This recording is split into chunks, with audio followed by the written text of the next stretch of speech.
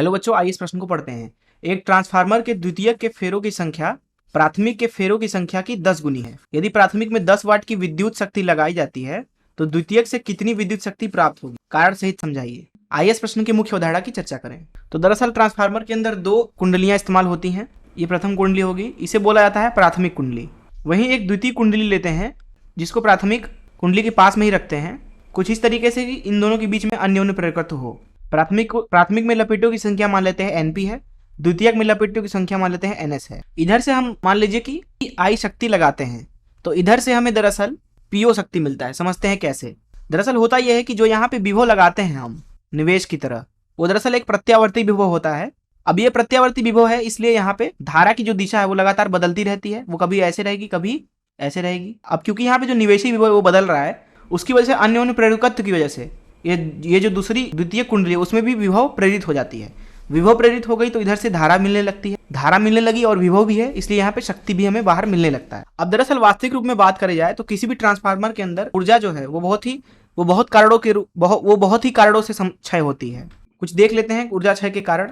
प्रथम कारण के बारे में बात करें तो होता यह है कि जो प्राथमिक कुंडली है उसमें से निकलने वाली जो वैद्युत फ्लक्स है वो इस चुंबकीय फ्लक्स है, वो दरअसल इस द्वितीय कुंडली से पूरी तरह से नहीं गुजरती है। कुछ फ्लक्स जो होती है वो बाहर भी रह जाती है, जैसा कि यहाँ पे आप देख सकते हैं कि ये वाली फ्लक्स। इसकी वजह से थोड़ी सी जो निवेशी शक्ति है अर्थात निवेशी ऊर्जा वो थोड़ी क्षय हो जाती है। तो पहला कारण है फ्लक्स लीकेज के कारण ऊर्जा क्षय, फ्लक्स लीकेज के कारण। दूसरा कारण समझते हैं, ट्रांसफार्मर के अंदर दरअसल लोहे की क्रोड इस्तेमाल होती है और इस निवेशी बदलते हुए विभव की वजह से उसमें भंवर धाराएं उत्पन्न होती हैं, जिसकी वजह से उष्मा के रूप में ऊर्जा क्षय होता है। अर्थात दूसरा कारण लिख सकते हैं भंवर धाराओं की वजह से क्षय। तीसरा कारण बात करते हैं, क्योंकि यहाँ पे आप देख सकते हैं कि यहाँ पे हमने प्राथमिक में कई सारे लपेटों का इस्तेमाल किया है, द्वितीयक में भी बहुत सारे लपेटों का इस्तेमाल किया है। इनका कुछ ना कुछ तो प्रतिरोध होगा। अब क्योंकि यहाँ पे धारा प्रवाहित हो रही है, धारा के माध्यम से ही निवेश दिया जा रहा है, तो उस धारा की वजह से यहाँ उष्मा उत्पन्न होने लगती है। तो प्राथमिक एवं द्वितीयक में जो लपेटे हैं उनकी प्रतिरोध की वजह से भी ऊर्जा क्षय होता है। अर्थात लपेटों की प्रतिरोध के कारण, यहाँ पे मैंने आपको 3 ही ऊर्जा क्षय के कारण बताया है। इसके अलावा भी बहुत सारे कारण होते हैं जिसकी वजह से यहाँ पे जो निवेशी शक्ति है और जो यहाँ पे उत्पाद शक्ति है वो कभी भी आपस में बराबर नहीं हो सकते हैं। अगर हम बात करें वास्तविक रूप की, प्रैक्टिकली अगर बात करें तो यहाँ पे जो उत्पाद शक्ति है अर्थात पीओ वो कभी भी बराबर नहीं हो सकता है निवेशी शक्ति। कुछ न कुछ तो ऊर्जा का क्षय होगा ही।